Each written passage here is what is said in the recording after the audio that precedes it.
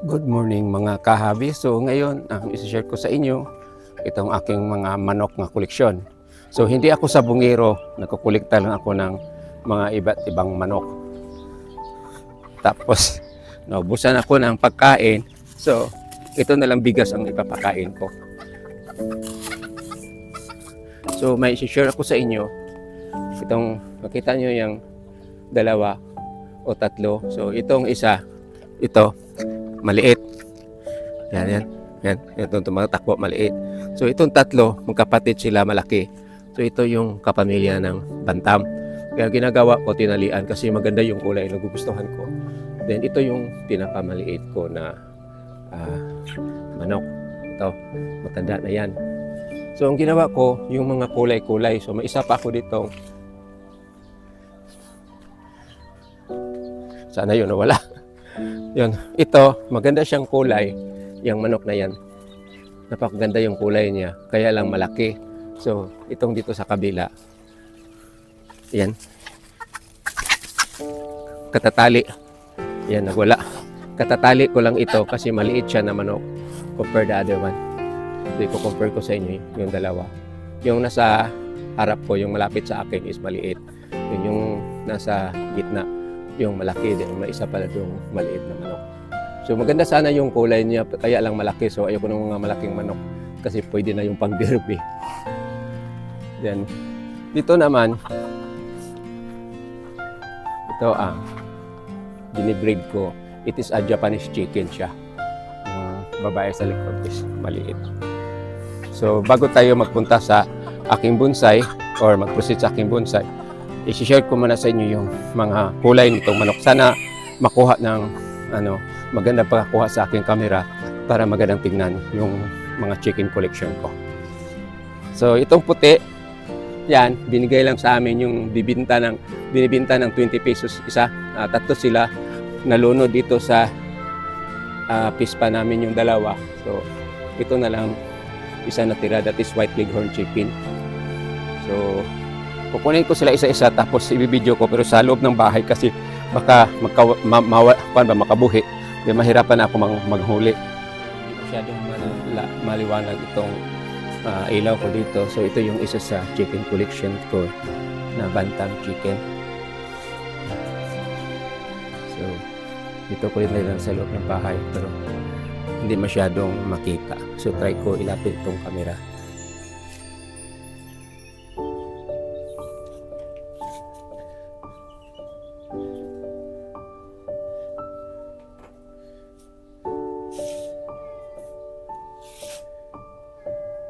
Nahirapan ako doon sa loob kasi masyadong mahina yung ilaw. So ginawa ko, dinala ko ito sa labas. So naka-standby lang yung camera, naka-steady. Tapos, so ito yung isa sa manok nga paborito kong kulay. Yan, pandak. It is a bantam family. Kaya takot ako baka lumipat kasi nakahalwa pa ito, hindi pa ito nakatali. It is a male chicken. Mamaya na yung babae ko, pakita sa inyo. So yun ang itsura. Hindi ko mapalapit kasi naka-stand lang yung camera. Tapos isa, mahirap ako kasi baka biglang lumipad itong manok. Yan. So hindi ito sanay sa labas, nakahalwa ito. Tapos hindi siya magandang mag-posing. Yan siya. So para sa akin, just sharing lang po. Kasi hindi ako nakarinig ng nagkukulikta ng a color of chicken. May nagkukulikta ng chicken pero hindi sa kulay. So ito isa, napakaganda yung kulay niya. So kuha tayo ng isa na naman dito. Kalumipad. May isa na naman ito, ibang kulay. Katatali ko lang ngayong umaga. Oops, lumipad. Kaya yung problema ko niya. So itong chicken ito is napakaganda yung kulay niya. Napaka-unique. Yan. So hindi na siya pure bantam pero maliit pa rin siya na manik. Dahil ang nangyari sa kanya, maliit siya pero matangkad yung paa niya, parang tikling. Pero sa kulay, nagugustuhan ko itong kulay na ito. Yan. So bata pa ito, gamay pa kay siyang tahod. Yan. Yung kambal naman niya, kunin ko, pusing sa tumakas man. So, pusing. Okay na. Okay, 1, 2, 3. Okay. So, kuha naman ako ng ibang chicken collection ko. So, we have another one here. Kakambal ito ng isa. Kaya lang isa, yung kanina, sobrang puti yung dito.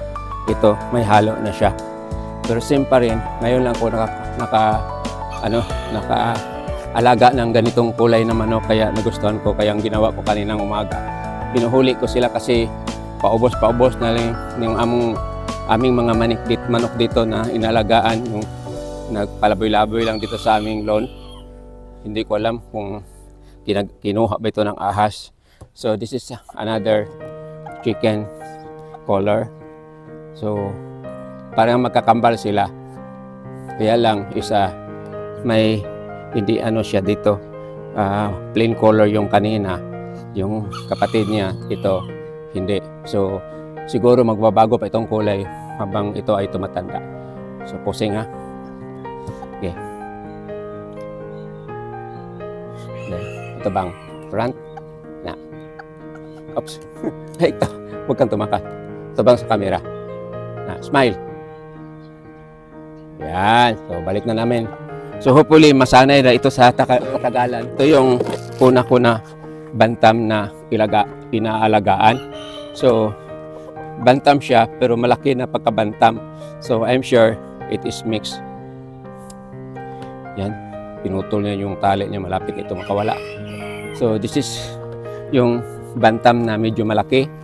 Then papakita ko sa inyo yung isa sa pinaka maliit ko na bantam.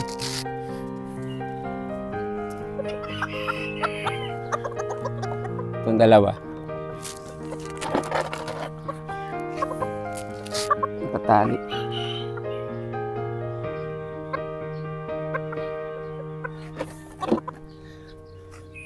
So, tignan nyo yung diferensya sa dalawang bantam chicken. So, oops. Ito pa. Tignan nyo yung diferensya sa dalawang bantam chicken.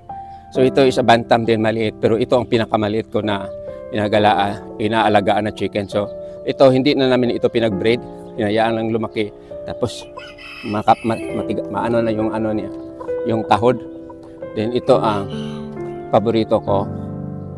Yan, ito yung mga bantam namin na chicken. So, mako-compare niyo yung laki nila. So, sobrang laki nitong isang bantam pero maliit. Pero compared to normal chicken, malaki siya. Maliit siya pero compare dito sa isa, grabe na itong liit itong isang chicken. So, balik ko na din ito sa pusing side view. Front view. Front view. Okay. So, ibalik ko na dito sa tali ito. Itong malaki una. Mabuti na lang natuklasan ko malapit na maputol itong tali.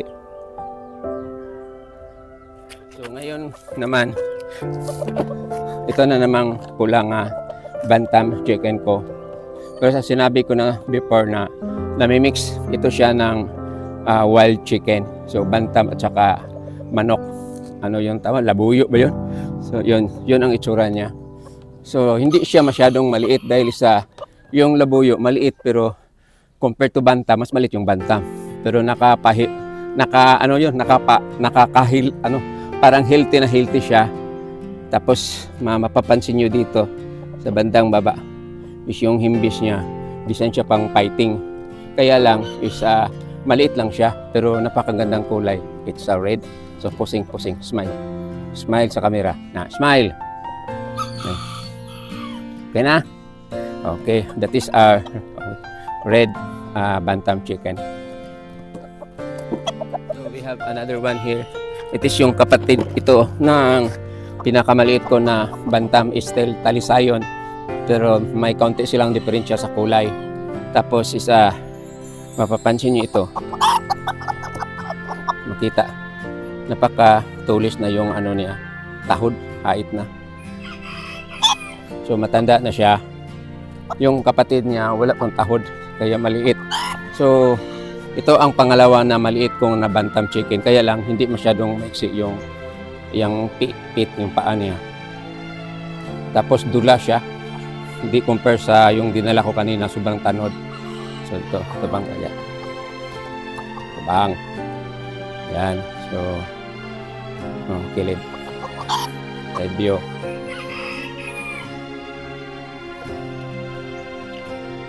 So yun. So kukuha naman ako yung kapatid pa nila kasi tatlo itong mga maliit nga bantam ko. Ito yung pangatlo na talisayon ko na maliit din na bantam. As sinabi ko na kanina, compared to the other one, yung dinala ko dito, yung pinakompare ko yung malaki na bantam, isa mas malaki ito ng kaunti. Kaya yun ang napili ko nung pinakamaliit na iiwan ko dito sa akin. At nakaisip na kami na ilagay siya sa magandang halwa para for decoration. May maliit din kami na babae na bantam chicken. So, front. So, yun ang itsura niya. Tapos, side view. So, yun na may ang itsura niya. Okay. So, kuha naman tayo ng pang-last na chicken, which is yung Japanese sirama. So for the last one, ito yung Japanese chicken namin. So very old na siya, sobrang taas, kapila na naman nigiputlan og tahod. Kaya gusto ko yung may liwat siya. So nakakuha na ako yung una kong pinakita sa inyo, yun ang anak niya. It is mixed din, may babae din. So for this vlog is puro lang muna lalaki ang ipakita ko kasi mahaba na yung video ko. So yan siya. So dahil sa tanda na niya, maliit siya, dahil sa tanda na tambok na siya, kita mo yung tapay niya, gulang na kayo. So gusto ko sana itong tanggalan, itong tapay, kaya sabi nila mawala daw yung bili niya sa pagkabantam niya. Hindi daw maganda pag tanggalan ito ng tapay, ang mangyari, mabinta na lang ito sa murang halaga, itong bantam na ito. So yung bili namin dito is something. Kasi sabi yung nagbinta na galing pa daw ng Japan. So napakamahal. I think is not less than 3,000 yata. Parang kasi dalawa ito eh.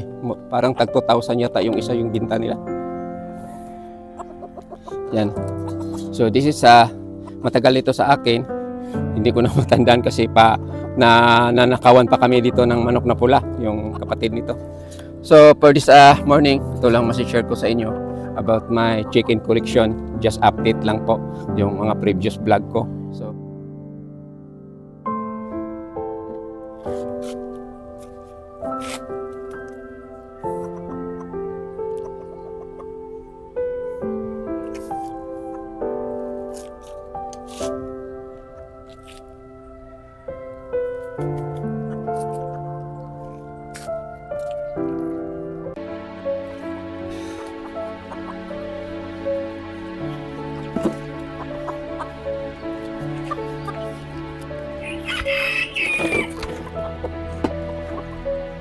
So by the way pala, hindi na lang muna ako mag-vlog ng bonsai ngayon kasi mahaba na yung video ko. Puro na lang manok. Ito na lang manok. Away. So ito na lang mga alaga kong manok ang ko sa isip ko. So they have a white leghorn here. Then mayroon na kaming dalawa diyang bantam chicken na naglumlum. So by the way, nakalimutan ko. Akala ko masama ko pa rin yung pagbubonsai ko. So, nakita ko mahaba na yung tawag yun yung video. So, hanggang dito na lang. Maraming salamat sa panonood. God bless you all. Have a nice morning. I love you. Bye-bye.